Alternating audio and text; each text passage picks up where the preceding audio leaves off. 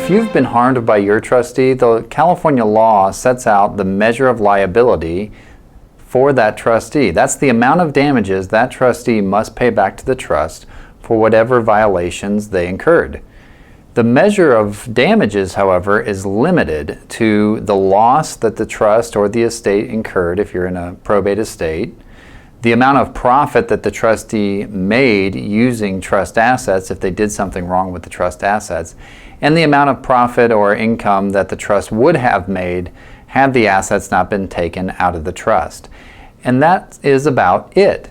Notice that the measure of damages does not include anything like pain and suffering. Even though beneficiaries go through a lot of pain and suffering when they're being abused by a trustee, there's no allowance in the law for payment of additional damages for that pain and suffering. Damages also does not include any type of punitive measures against the trustee.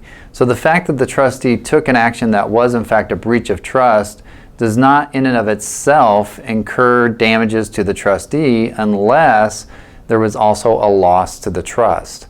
So if the trustee does something that's a breach of trust but incurred no loss, maybe the trust actually made money off of whatever action the trustee took, then there's not going to be any measure of liability. There's not going to be any damages against the trustee.